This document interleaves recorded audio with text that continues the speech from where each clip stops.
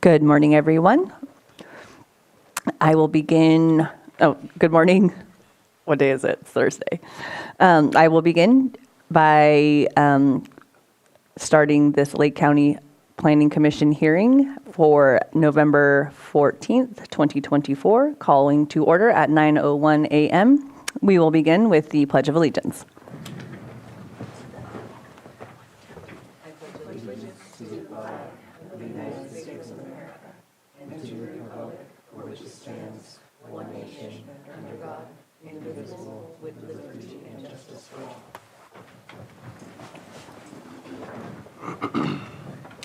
Thank you. Ruby, can we get verification of legal notice, please? Yes, there was actually nothing to be noticed. That makes it simple.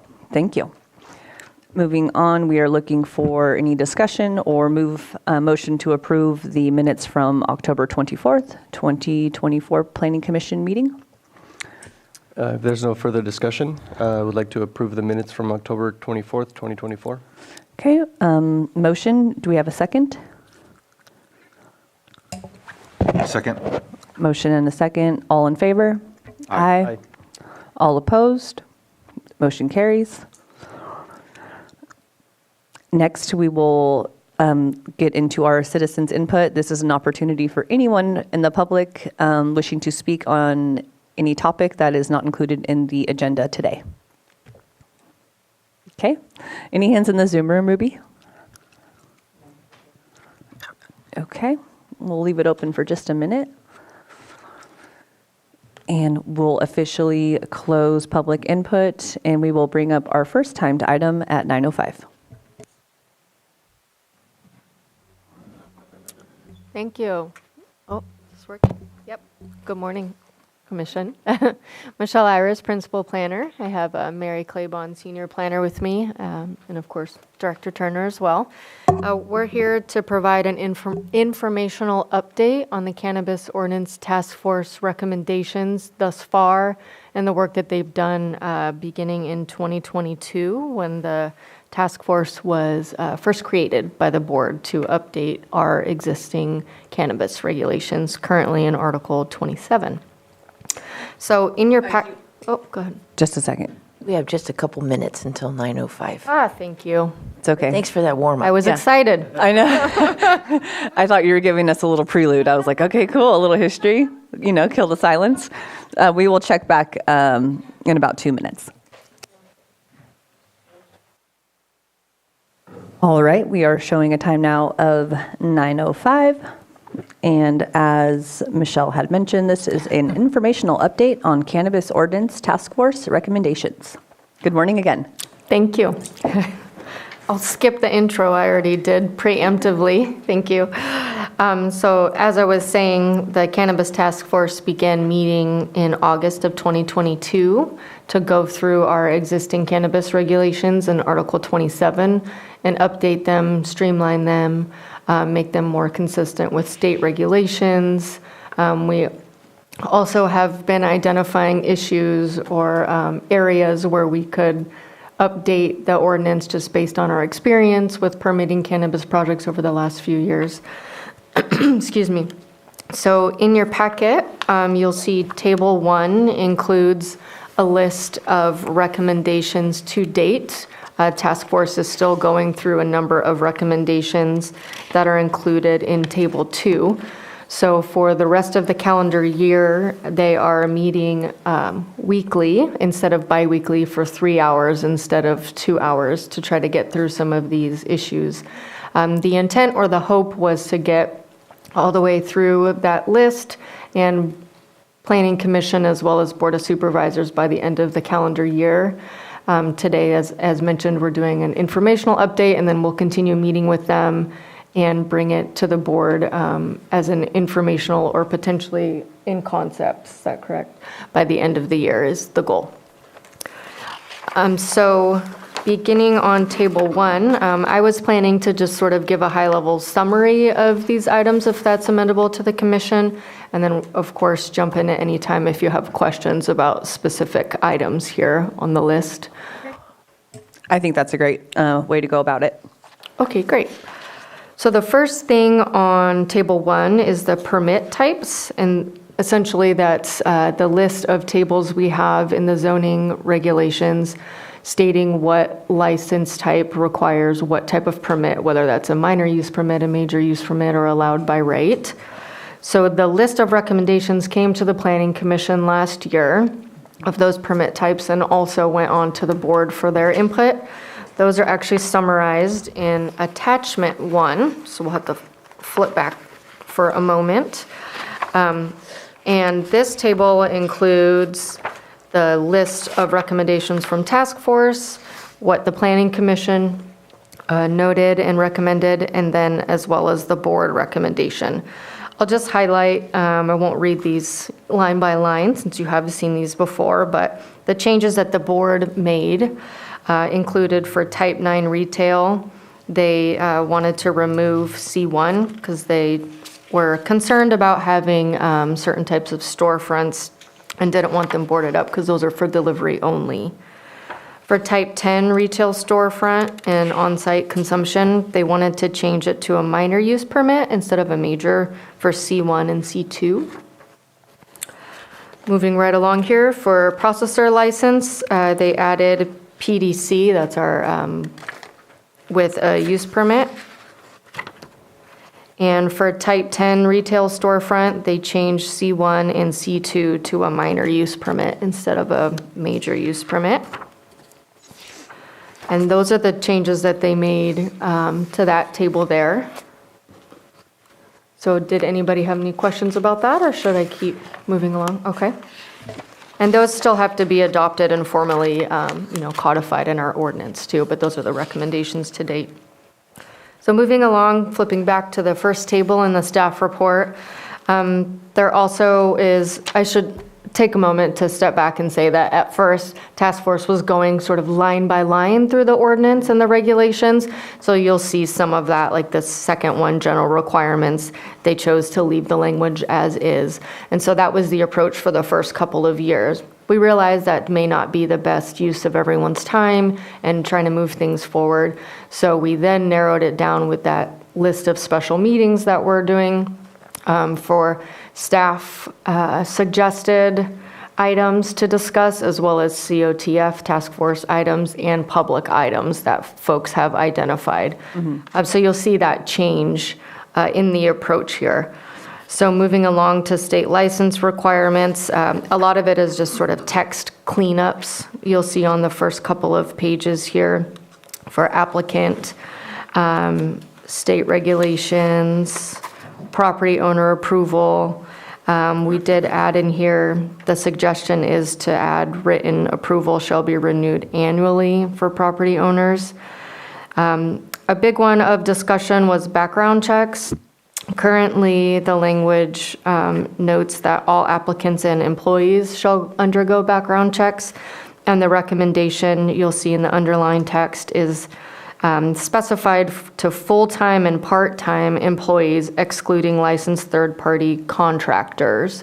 A lot of folks use farm labor contractors, and it's sort of hard to manage that list, and sometimes they can get them at a later notice, and so it's hard for those folks to get all the way through the background process in time to be able to use those employees for their cultivation. Moving right along here, I'm just going down, I'm on page 6 now, qualifications for minor and major use permit. That's another one. There was some discussion about applicant or permittee and the difference of those terms and what that means for the license type. So there's some cleanups recommended there. I'm on page 7 under activity records. This is another minor one. Minor in some regard, major in another regard. The state requires that folks keep records of their tags and where they're transporting and moving their product for 7 years. And previously, what we currently have is they have to keep all of the hard copies of those tags, and it can be a storage issue, especially as you're getting into more and more years of being in operation. So we're trying to align that for 7 years, and one of the items that they'll be discussing at one of the next meetings for task force is whether or not that can be electronic through the metric system. That gets into the next one, which is track and trace. There's just a minor suggestion there. Weights and measures, leave language as is. Compliance monitoring. There's a couple, I'm on page 10 of the staff report. I skipped a page, pardon me, page 9 of the staff report. This one is a bigger change that's suggested. Currently, we have annual monitoring for all of our permittees, and the suggested language on page 9 at the top there notes that if there are no violations for the first 5 years of annual inspections, then annual inspections may be reduced by the director to every other year. So that's to, as you know, we currently have, I believe, 157, is that correct? About 157 permitted sites, and it takes a substantial amount of staff resources and time to go monitor each of those. It's been really beneficial to do that, but for our sort of, our really good actors that consistently are compliant every year, that's an opportunity, if approved, for those folks to go to every other year. There's some discussion and suggested language in our annual reports section. Currently, the language in the code describes that annual reports need to be reviewed by the Planning Commission, and that's something that we haven't been able to do consistently. We've talked about doing it in batches. I believe that's happened at least once in the past. But this language here suggests that the Planning Commission could delegate that to the director and or their designee and do like an internal type of review of those and then bring them forward as needed, or if there are ones that are proposed for revocation, for example, or that have violations. Did you want to add anything to that? Nope. Okay. It's a systems efficiency thing. I don't think y'all want to have 157 annual reports before you. You know, yeah. And for the most part, our site visits are not noteworthy. The permittees are doing a lot of work to comply with their conditions.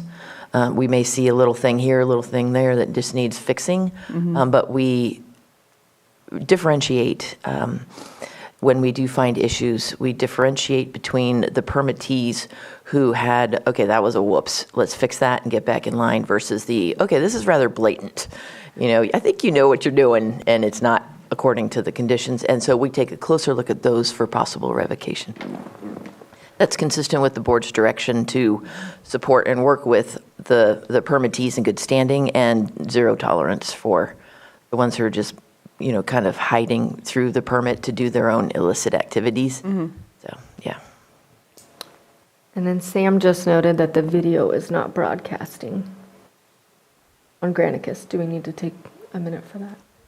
Or-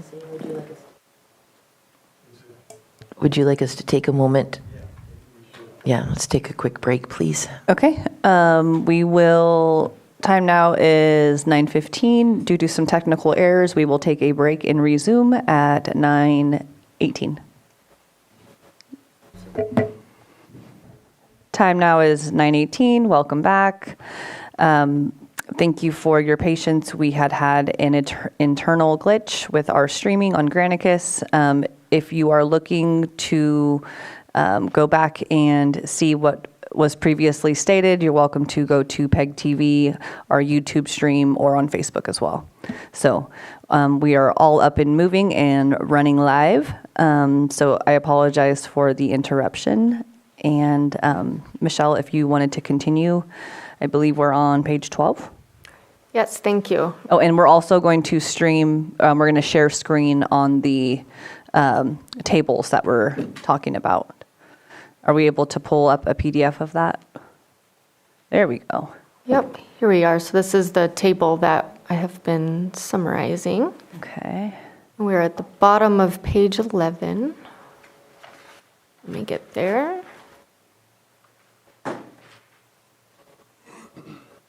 The one day I didn't bring my glasses. There, you're on the line. All right.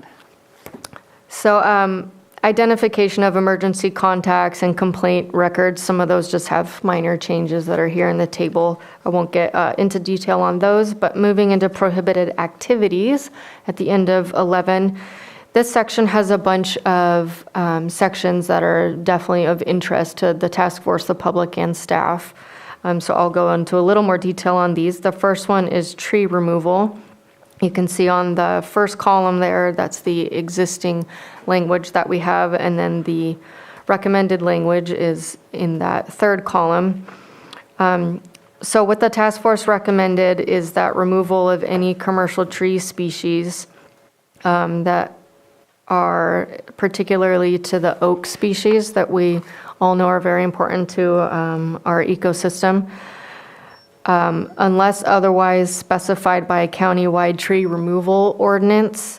And the reason why we added that language is currently we don't have like a 3-to-1 mitigation measure, for example, which we commonly use and see in our permits and our CEQA analyses. And the hope is that through the general plan update and some of these other efforts that we're doing countywide, that we will develop a tree ordinance and a mitigation plan, particularly for oak trees and any other species of special concern to the county. So this was a way that the task force thought it could be amendable to just allow for flexibility as those ordinance changes instead of having to update the language each time it changes. Moving on to water use, the prohibited activities section talks about not allowing permitted sites to use illegally diverted water from any lake, spring, wetland, vernal pool, et cetera, and shall not be connected to public water.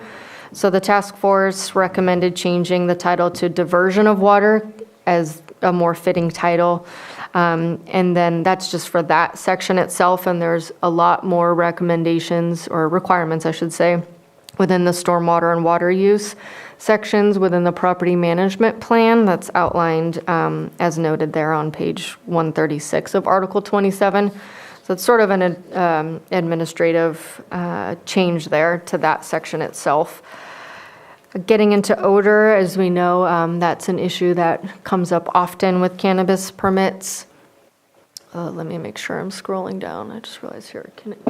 I'll leave Mary to scroll so I don't forget there. Yeah, you're right there. Currently, the language says cannabis-related permits shall not propagate objectionable odors, which cause injury, detriment, nuisance, annoyance to a considerable number of persons.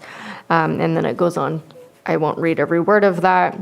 So we had a lot of discussion about odor and how to measure it and how that's, can be really challenging, and how some folks believe it's subjective and everyone has a different measure of odor, and particularly cannabis itself.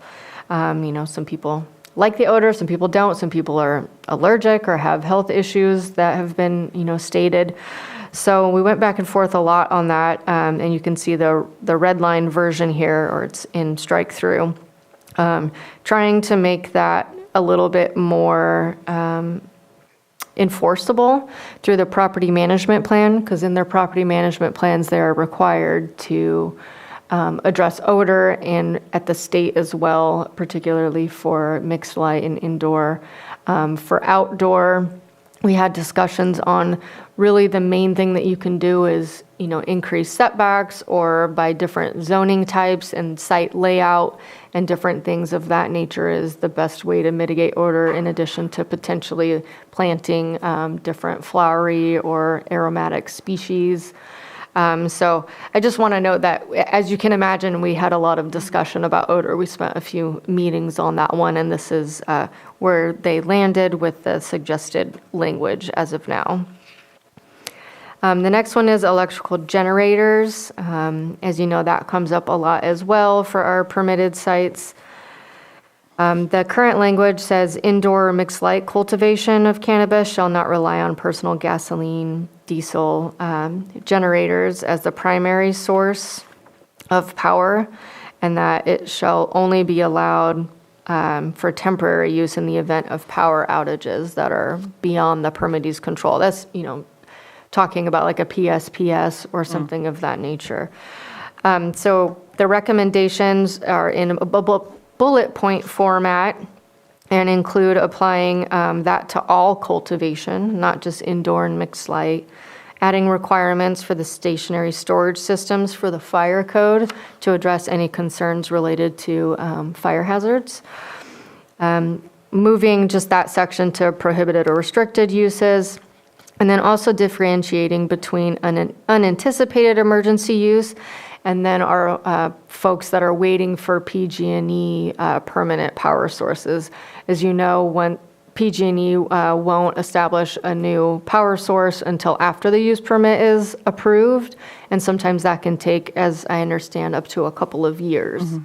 So differentiating between that and the code, we felt would be really helpful. Moving into lights, we wanted to amend the language, or the task force suggested amending the language to clarify that it'll be downward facing, restricted to the parcel, not spilling over onto any other parcel, and dark sky compliant. So we'll be drafting language for that moving forward. And then getting into pesticides, this was another one that was a pretty interesting discussion. So one of our cannabis task force members is the ag commissioner and had some really good feedback about what is a pesticide. It's often not what people may think or that we hear from the public or permittees of what they consider a pesticide. So task force suggested adding that definition in both Article 27, or will be Article 73, and also our definitions in Article 68. And then also just clarifying that an operator ID and applicator certificates required. And then there's just some notes about where to stick that language in the ordinance. Then we got into protection of minors. Currently, it says no permittee shall sell, transfer, or give cannabis products to persons under 21 years of age, and that they're not allowed within the cultivation area. As you know, we have specific definitions for cultivation area and permitted premises, and we wanted to make this more aligned with state requirements. So there is some suggested language there, changing the cultivation area to permitted premises. And I just also added the definition currently in 68 down at the bottom here for what that premises is defined as. So it's any structure or structures and land specified, owned, leased, or otherwise held under control by the permittee where cannabis activity will be conducted. So it's a broader definition than the cultivation area, which is the fenced portion only. So there was a lot of discussion going back and forth about that as well. And then we got into cultivation exclusion areas, and this is where the task force has left off. As you can see, there are several different exclusion areas noted here. Community growth boundary, SOS combining public lands, sphere of influences, public or private schools, developed public parks, drug or alcohol rehabilitation, licensed child care facilities or youth-oriented facilities. And it also notes that the distance shall be specified, measured horizontally, spatially, I should say, to the cannabis cultivation site. So that's another clarification I wanted to make that's currently in the ordinance. So what the task force has gotten through thus far is they're suggesting recognizing Clear Lake itself as public land, and then applying that setback to the 1,000-foot setback to cultivation areas. So anywhere along the shoreline is what that would look like. And we are continuing that discussion for some of these remaining exclusion areas at the next meeting, which is this Friday. And then they did also add language in the subsection K noted, just stating that if any of these setbacks are changed, that permits are sort of grandfathered in, if you will.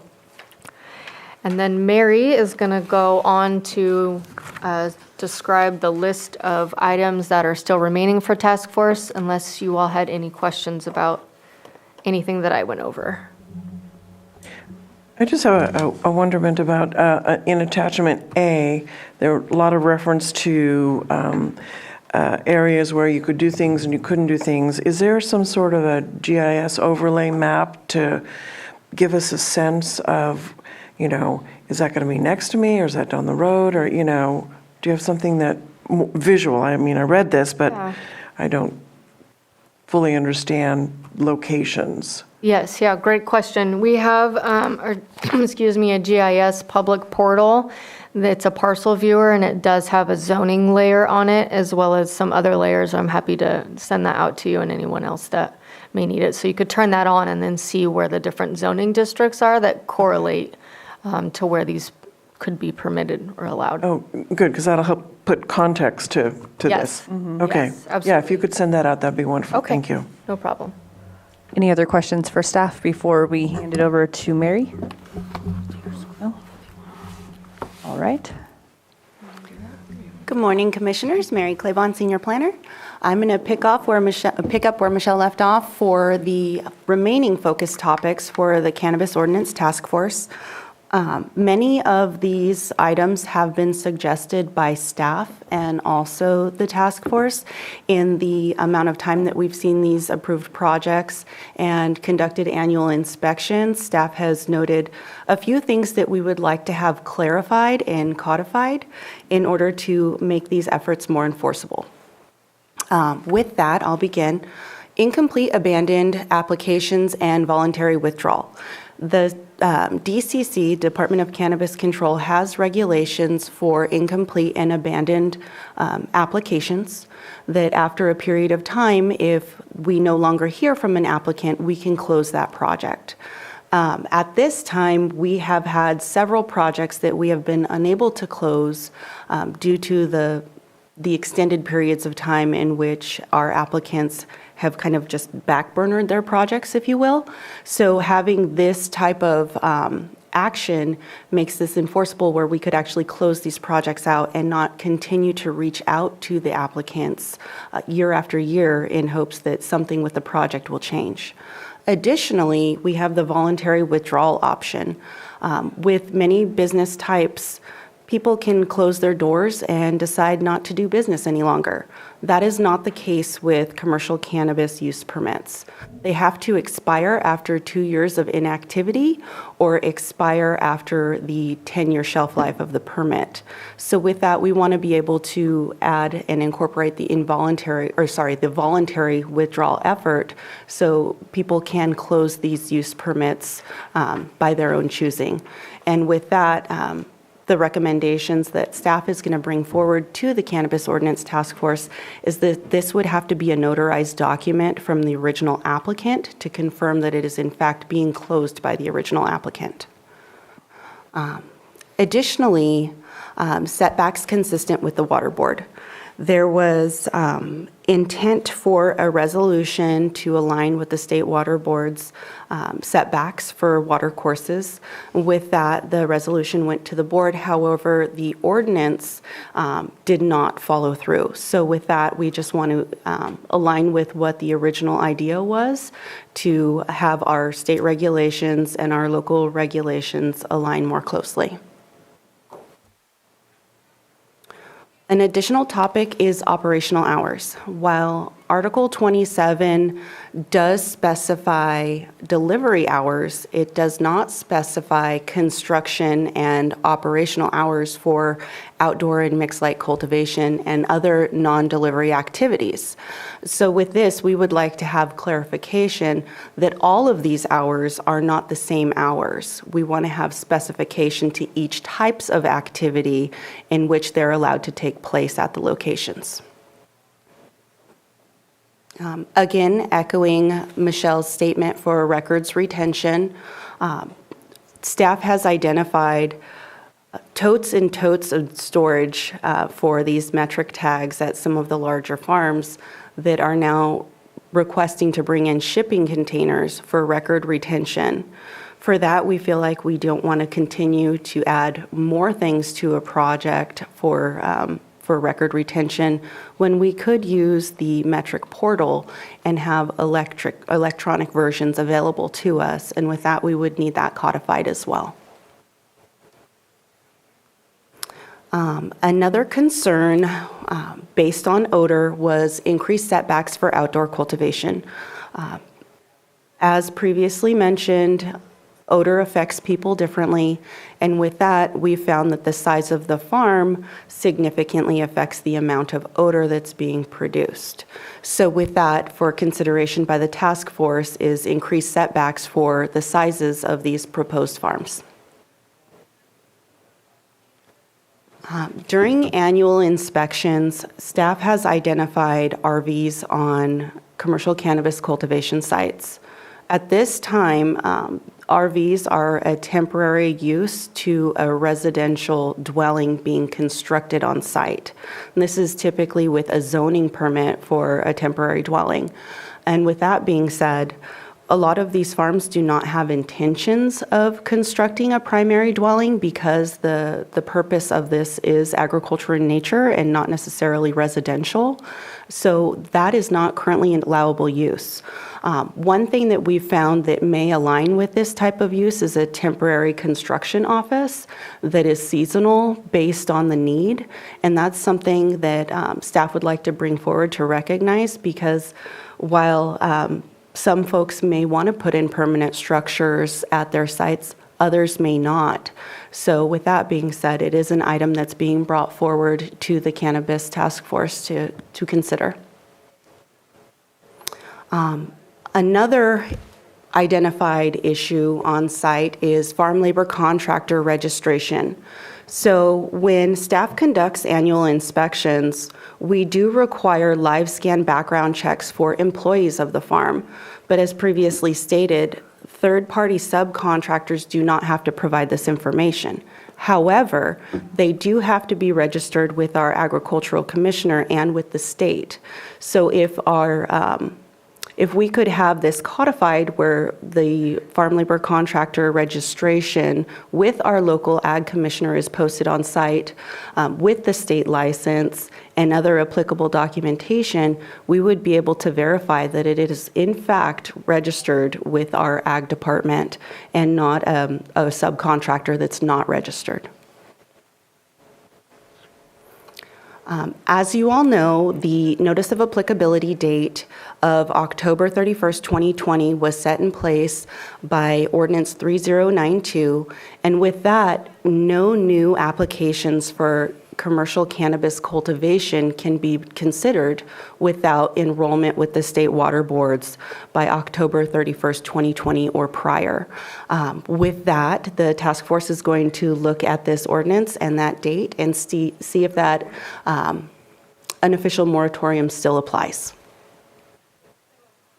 Additionally, there was a point in time when there was a significant amount of applications coming into the department, and to limit the number of commercial cannabis applications at one time, the board had imposed a 12 application per month rule. So with that, that's going to be identified as well to discuss if that's something that needs to stay in place also.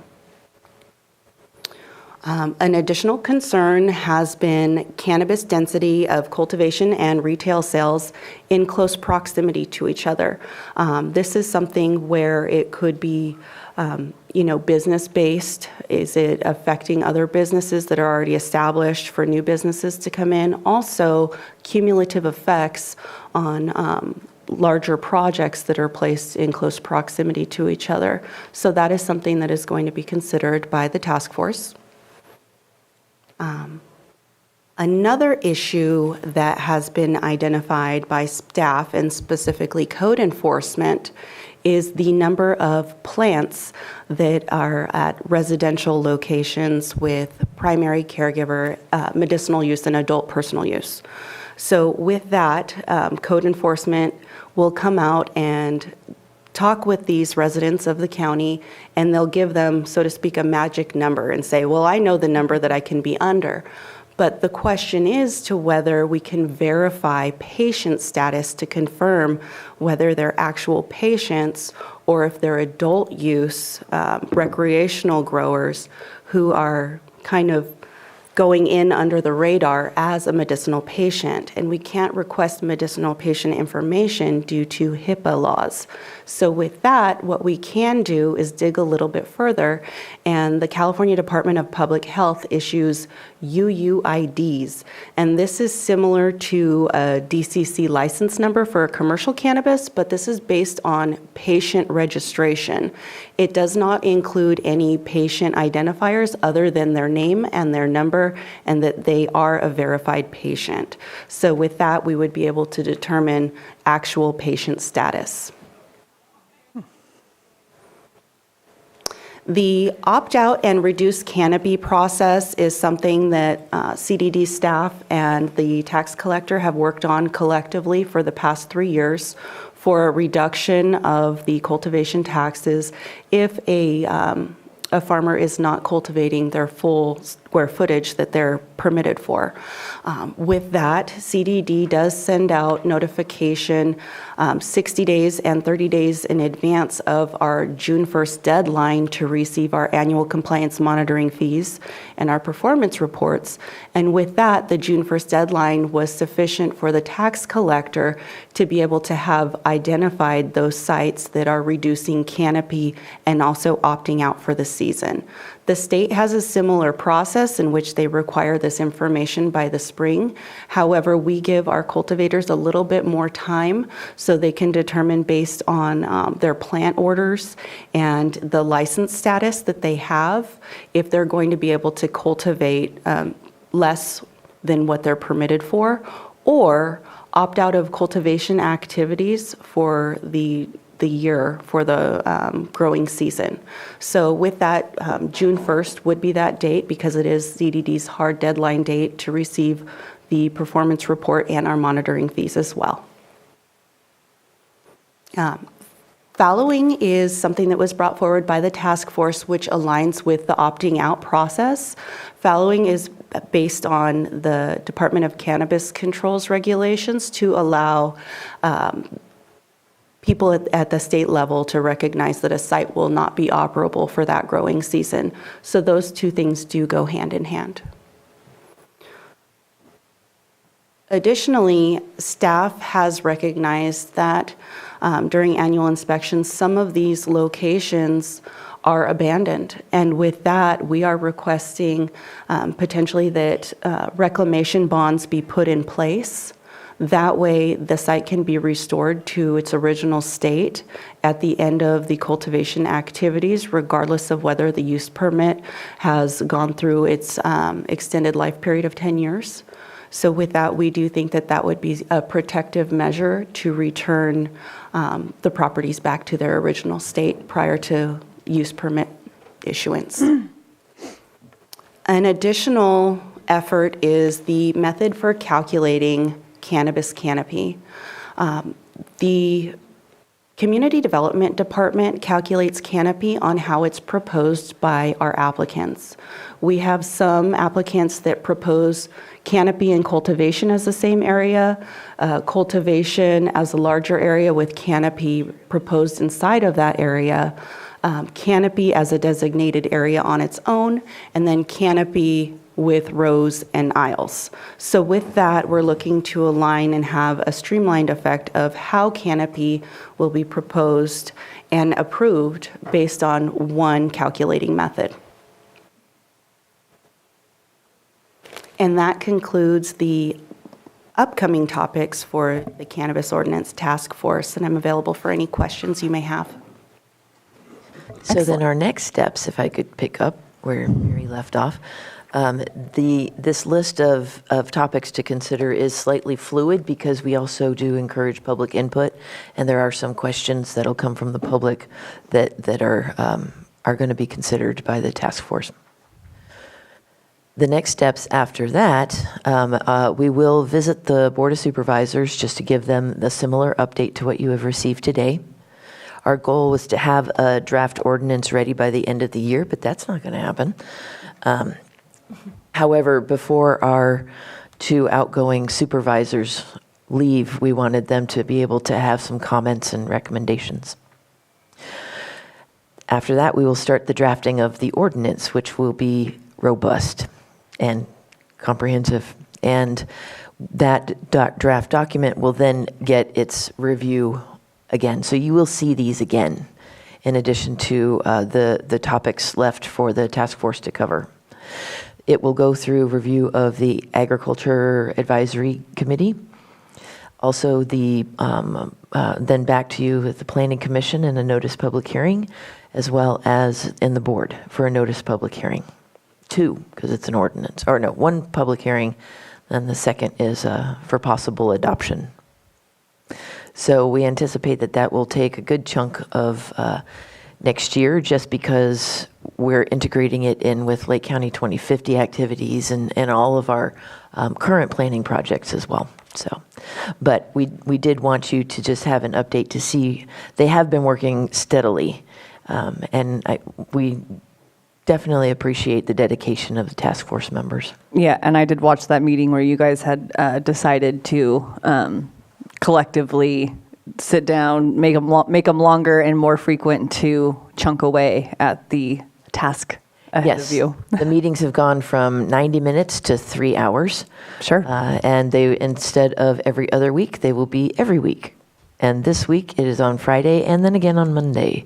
Oh. So they really want to get through this. We all see the light at the end of the tunnel, but we need to make sure whenever you're doing recommendations on policy development that you take the time that you really need to take and not rush through it. Right. So that's what we're going to do.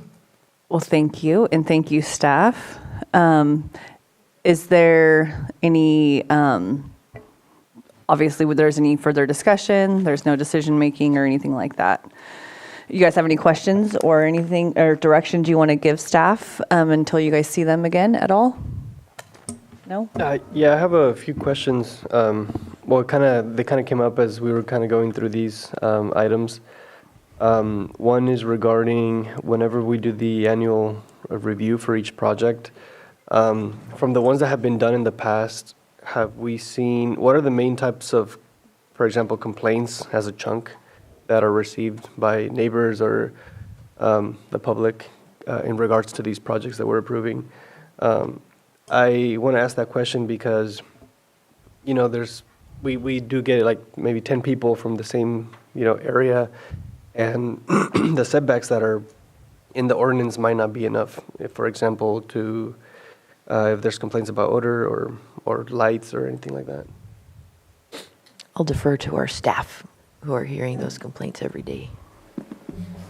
That's a good question, Commissioner Chavez. We were going to say the same thing. Odor and operational hours are the main complaints that we receive.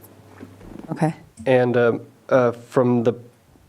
for example, for the ones that have been reviewed, how have those been mitigated or resolved, or is that just between the applicant and the public? So within the project's approved property management plan, there is a section on odor, and there is a community liaison that's listed. With that, we do provide that contact information to the complaining party. However, we also follow up on these issues. It's rare, but sometimes we do find farms operating out of compliance based on an odor mitigation issue, and to that, we've done an immediate abatement. Okay.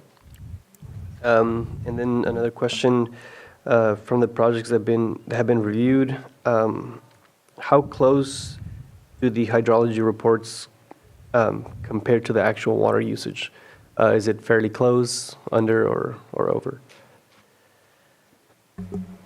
So with that was under the designation of the former cannabis program manager, so I can't speak to that. But what I can speak on behalf of is the program as it stands now. And we have been identifying some sites that do have issues with their projected water use. However, we are seeing that it is under the projected water use because they're reducing their square footage or they're opting out. Yeah, that was kind of what it was going to be a follow-up question. If they weren't meeting or if they were using or if they didn't have sufficient water. What Are they actions will be reducing? taken? Yeah, so, yeah, thank you. So I had a question. You mentioned a bond for if the project was either abandoned or they closed the permit. Can you elaborate a little more on that? How much is the bond? How is that decided? What are the parameters, or is that still to be worked out? So that is going to be discussed with the Cannabis Ordinance Task Force, and the parameters of that have not yet been discussed. And is that slated for anytime soon? Yes, we have a meeting tomorrow, and then we Right. have a meeting on Monday as well. So all of the staff recommendations that were the second portion that I had read to you and gone into discussion with, those are all items that will be discussed with the Cannabis Ordinance Task Force soon. On these next two meetings, during these next two meetings? Well, it really depends on how far the Cannabis Ordinance Task Force can get with the topic items and the discussion that's brought forward. Sure, okay, thank you. Thank you for that. Commissioner Brown, any questions or concerns? No, I think the only question I had really in terms of trying to mitigate any complaints from neighbors, what type of process is actually in place other than good faith? Is there records being kept by so there is records being kept if there's a complaint comes into the applicant and they're keeping track of who's complaining before it gets to the county?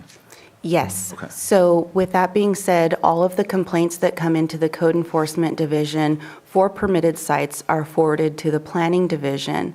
The Planning Division will review the complaint, reach out to the permittee, request a response, and all of this documentation is added to the administrative record for the project. So this will be a collective example of the 10 years of the life of the use permit and any issue that has been compiled during that time within the administrative record. Thank you. Thank you for that. I don't think we have any further questions or clarification for staff. So with that, Director Turner, did you kind of cover all of your non-timed items in your department update? No. Do we have public comment for this discussion? It would be appropriate. Okay, yeah, absolutely. We'll take this time right now to go ahead and open public comment. Feel free to approach the podium. Tell us your first and last name. We'll give you three minutes, maybe a little bit more if you need it. Floor is yours. Thank you. Good morning, Madam Chair and Commissioners. My name is Margot Kambara. I am a Lake County resident, property owner, and registered voter. Thank you for your service to the community. Like you, I'm a volunteer. One of my volunteer activities is attending the county's Cannabis Ordinance Task Force. My objective is to help draft a cannabis ordinance that works for the community and the cannabis industry. Information is an important tool for the Planning Commission. On your agenda today is an informational item on the Cannabis Task Force progress. For the record, there is information in the summary on a Cannabis Task Force recommendation that has not been approved by the task force. The recommendation summary on the public land setback does not accurately describe the motion proposed and passed by the task force. Similarly, the summary describes a change to public lands setback ordinance number 3096 that the task force did not approve. Tomorrow, the task force meets. On its agenda is approval of the minutes summarizing the recommendation on public land setback approved by the task force at its meeting last week. In the future, when the Planning Commission is asked to act on recommendations from the task force, please act on the correct and approved version of documents from the task force. Please be mindful of public comment about document errors in matters brought before you. In February this year, an incorrect version of a table of recommendations on zoning districts and permit types for various cannabis-related businesses from the task force was presented to the Board of Supervisors and I believe to the Planning Commission. Although members of the public pointed out the error to the Board of Supervisors, the correct version of the table was not provided to the board. The Cannabis Task Force has committed many hours to improve the county's cannabis ordinance. If the county values the task force expertise, the county should value the task force approved recommendations. Thank you for your consideration, and thank you again for your service to the community. Thank you for bringing that to our attention. Appreciate your comment. Anybody else like to speak? Absolutely. Good morning. Good morning, Commissioners, Madam Chair. Yeah, this will be brief. It's along the same things that she was referring to. Sure, just don't forget to state your first and last Oh, name, yeah. please. What am I called today? Tom Lasik is my name. Thank you, Tom. We're a resident in your district, as a matter of fact. Okay. So, we know this is just informational, and that's good. The first thing I want to point out is that I'm actually quite impressed with a lot of the changes that the CDD and the Cannabis Task Force have put forth. I think in summary, in aggregate, it's actually a better ordinance than what we're currently having to deal with. But we do have concerns, and mostly that some of the stuff that, particularly the stuff from last week, which was about public lands. To the task force credit, there was an effort to essentially weaken the protections to public lands. And the task force, to its credit, said no. We want to keep those public lands as they are. And also to its credit, it decided to actually further protections by introducing language or recommending language for the Clear Lake protections. So that's all good. But there was on, I think it's page 16 of the table, there was a strike through of existing language, which is concerning for a lot of us because it weakens the protections to our state and county parks. So that's one of the things that was not discussed and not approved by the task force. And is specifically, it's just one word, but that word's important because when 3096 was first discussed in August by Supervisor Sabatier, introduced it, and the discussions between De Leon and Supervisor Brown were a lot of discussion around the BLM lands and forest lands. And so the first part of that ordinance speaks to that. And the second part of the ordinance was providing essentially strong protections for our state and county parks. They didn't have to justify their existence or anything like that. And so they're kept separate, and the language as it's currently written does that. By striking through the word additionally, it kind of kludges it together, and that's a great concern to a lot of the public because we really like our parks. I drive through one all the time. I've hiked the Konocti many times. So we just ask that, we know this is not a voting thing, but there are things in there that have not been approved yet. We hope that tomorrow, when they discuss it, those corrections are made. So thanks for your time, and again, thanks for the CDD and the COTF for doing what they're doing. And thank you for taking time on your Thursday to sit with us and share your knowledge and your information, both of you. Appreciate it. Ruby, do we have any hands in the Zoom room? We see you in the Zoom room. We will unmute you and give you permission to speak. The name says user. You are now allowed to speak. You'll have 3 minutes.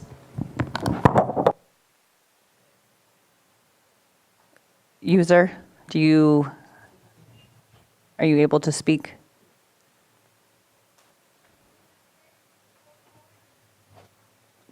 Have we unmuted them?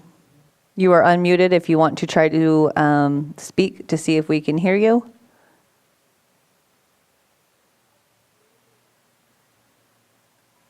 All right. They muted themselves? Okay. Well, we'll take that as a sign that you don't want us to wait for you. All right. Any other action in the Zoom room?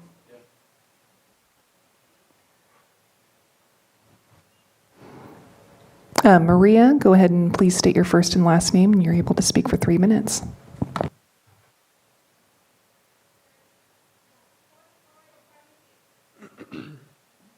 Good morning, Maria. Are you able to speak? It looks like he's trying to, but we're not hearing her. It looks like you are trying to speak, but we are not able to hear you in the chambers. Maybe try your mic, Maria.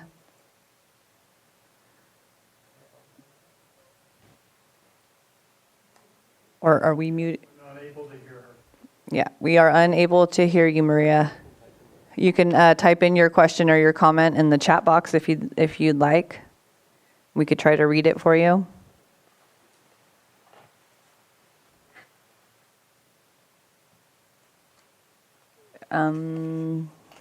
We'll give her a little bit of time. Any other hands that we can try to unmute? No?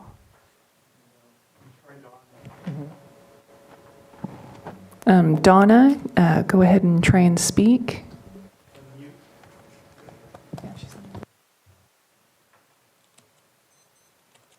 We're trying to have Donna speak right now. Might be on our end. Yeah, I'm looking at, we're not getting anything.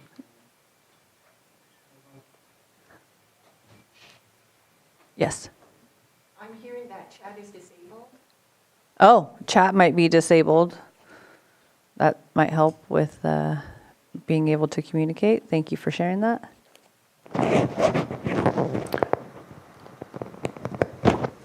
I think chat is usually disabled Oh, it is? in the Okay. PC and board meetings. Okay. Yeah. All right.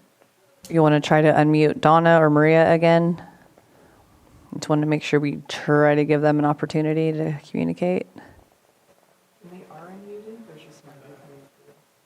Well, Oh, there's somebody. Try that again. hello? Yes, we can hear Okay, you. so all the chat people or all the Zoom people can hear each other, but you can't hear us. So that's what's going on. Okay. This is Maria Khan. So I only was chiming in to say that Angela was trying to talk, but you couldn't hear her. So I'm going to let Angela, if she can hear, take over because I really didn't have any comments. That sounds great. Yay. it's Thank working. you. Thank you Bye. for your patience.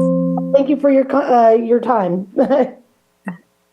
Thank you, Maria, and thank you, Commissioners Angela Emerald. I just wanted to bring up the portion regarding on page 11 regarding tree removal. Just for your some background, there was a proposed oak revisions with a great presentation presented by Donna Makowitz from the Audubon Society.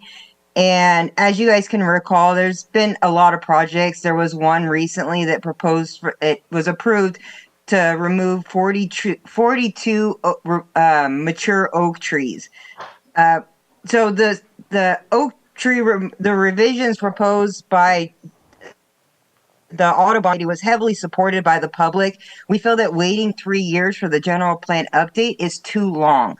So just wanted to make you guys aware of that it was quite supported by the general public that attends these meetings. Thank you.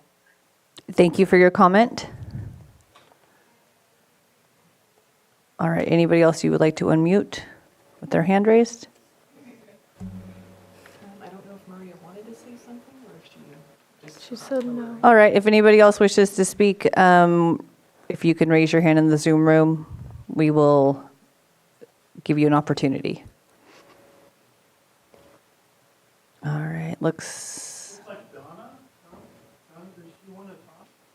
She doesn't have her hand raised. her hand isn't raised. No, but she had it raised and then she started talking. Donna, if you would like to speak, please raise your hand.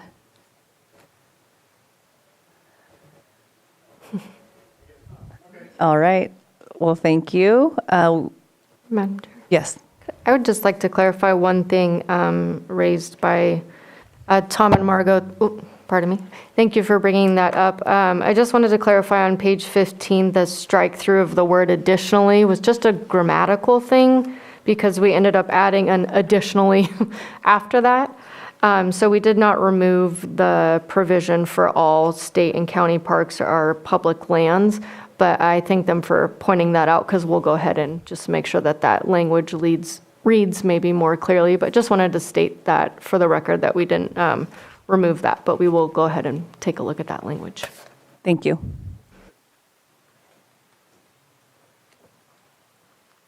Tom Lace again, thank you. Yeah, I think the way it's currently worded, it could be improved. You know, we just want to make sure that it's transparent and that the spirit and intent of what the board and what Commissioner De Leon is clear. So it can be reworded. I'm happy to work with anyone to offer suggestions to make sure that's where it needs to be. Okay. Thank you. Thank you. All right. I will officially close public comment, and thank you everyone for taking the time today and giving us your feedback and your concerns. Is there any other conclusional statements for staff before we let them go? No? Okay, Director Turner, department update and untimed items. There are no non-timed items for the commission today. For the department update, I just wanted to let you know that our wonderful principal planner, Michelle Iris, has accepted the position of resource planner. But here, right? Yes. Okay. Yeah. Yeah, that was the rule. She couldn't leave. Okay. So we do have a posting available for a principal planner. If anyone happens to know an experienced planner who's also a strong team leader with a supportive management style and is solution-oriented, and to be like Michelle as much as possible. So very positive, good communication skills. You know, I'm just looking for the top tier stuff if I can. Please feel free to direct them to our job opportunity page on the county's website. Copy. Next, we have an update from code enforcement that I was hoping Sam would help me with. We have some really, really good news of an amazing accomplishment that our code enforcement staff have done this week. Sam. What is it? Sam has been training our staff on drones, how to operate the drones. And so it's an actual real training. You don't just go out and play with them. You have to work with the FCC, is that it? FAA? FCC. Yeah, because you have to, FAA, to learn all the regulations and then take a test on those regulations. So because I already messed up the acronyms, I have too many acronyms in my head today, I was hoping Sam would come and give the accurate details on this really great accomplishment for our staff. Don't put me on the spot. Because we're really proud. I'm totally putting you on the spot. That's exciting. No, they have an amazing team. I don't know if any of you saw some of I bought them some little drones so that they could play with them in the room. But and that sort of gave me an idea of what levels we were talking about, because there's a lot. It's not like gaming. And it can be very dangerous, actually. I have scars to prove it. So, but watching these officers learn there's first the mechanical skills, the kinetic skills, but then they have to practice safety skills. And the other thing is they were learning them, and they were evolving so quickly that it was just a joy to see. And then we started adding because you basically have to get a pilot's license without instrument training. And that's what they were learning to do. And so to watch them begin with these little things in here with obstacle courses, I don't know if you remember, but there were branches. I had everything that we could, that would a makeshift course. And it was an obstacle course in this room, so taking them from there and then taking them out, and we didn't have drones that we could use out in public other than mine, so I was letting them use my drones, and you never know what could happen. And these guys, they were so respectful. They worked so well together as a team. And then they were just exemplifying the regulations. They would comment on each other. Well, that's that regulation. This is this regulation. And then the other thing is they had to start going out of their comfort zone, because I was having them go over go through obstacles, around obstacles, and then to take a drone 400 feet in the air, or to take it out a half mile and then bring it back.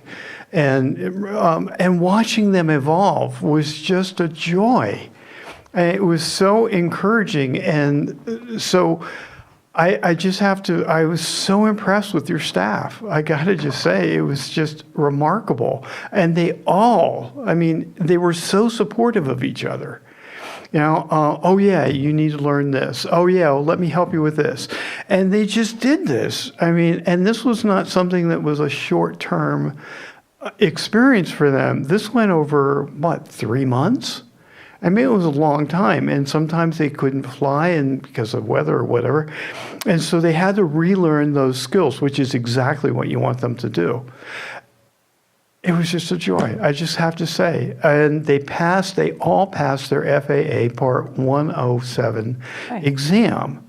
So now they are actually certified pilots. And they're not that far away that they could go for instrument training. So this gave them a really solid foundation. And I was just so proud, I'm so proud of your department for the way that they just encouraged each other. They worked together, they learned together, and they practiced together, and they all passed. That is so successful. And it's not easy to pass a Part 107 exam. So to watch them do this, anyway, I've rambled long enough, but you should be very, very proud of your code enforcement officers. Well, cool. And thank you for taking them under your wing and showing them and instructing them all the things. A good team effort. So, yeah, I think you enjoyed yourself a little as well, teaching them and showing them. So thank you for that. And I'm sure that the drones themselves are going to be very useful in different departments, and just having that as a tool in our toolkit. Exactly. So that's neat. Thank you for sharing your story with us. I have more. Cool. I just wanted to give you a Lake County 2050 project update. We are at the last week of what I've been considering LAPAC season. I was going to count all the meetings, virtual and in-person meetings that we've had in the last 3 weeks, but I thought it might make me cry. So suffice it to say that we've had a number of meetings, both virtual and in person. We're finishing up strong with evening meetings in person in each LAPAC area this week. And I wanted to extend just my appreciation, one, to Sam. He and I were here in the in-person Lakeport meeting last night till 7, and then he's back here early in the morning, chipper and happy, which I'm getting there with my coffee, but yeah. So, but just the support from Sam and from the staff and members of the public and the GPAC. We've had, Margot has been attending a number of meetings. Paul Duncan from CAL FIRE has been attending a number of meetings. We've had just significant, dedicated focus to gathering as much input as possible, and it's been awesome. We had just as far as conversations with tribes, just thinking about the talk that I had with Vice Chair Beltran at the COI meeting, it's still giving me goosebumps because it was just this really great opportunity. We started talking about the general plan update, but then we actually started talking about a lot more stuff. Mm-hmm. And it was wonderful. Just the public that is coming out, the people who are trusting us enough to give us their time and tell us what they think is significant and so rewarding. So I'm very hopeful that as we pivot from public input gathering to actually drafting the documents, we will end up with draft documents that are clearly community vision driven. So we'll finish up our public input this week. We have a little bit of next week. And then we switch over to writing those draft documents, which we will have available for public review in the springtime, so May, late spring. And that's when I'm going to reach out again, and hopefully the people who have been so helpful this time, public and appointed people, will still remember and be willing to come back and take a look at the draft documents, then see what we missed, what we got wrong, anything that has occurred to people since the end of this public input period. So we'll hopefully everyone will still hang in there. Because next year we'll also have the environmental analysis process, and we could definitely use public input on that as well. It'll be a full EIR. It'll take all of 2025 to work on, and we will rely on public input because we need to get to the end where we have a draft update that is a community vision driven document. So. It's a once in a lifetime career opportunity actually to be part of this process, and I'm just really thankful for everybody that's given us their time. Yeah. And it's exciting to see all the pieces kind of probably coming together and getting to decipher. And yeah, I don't, maybe we're just nerdy like that, but I think it's cool too. Yeah. So that's neat. That's cool. Good to know. And that concludes my department update. Well, thank you. And just a shout out to the public, if you do have time to participate in your updates or getting involved in your town halls or your GPACs, or even just staying aware of what's coming up with the plan is good to know. And you can find our latest and greatest on lakecounty2050.org. Thank you. Thank you, Director Turner.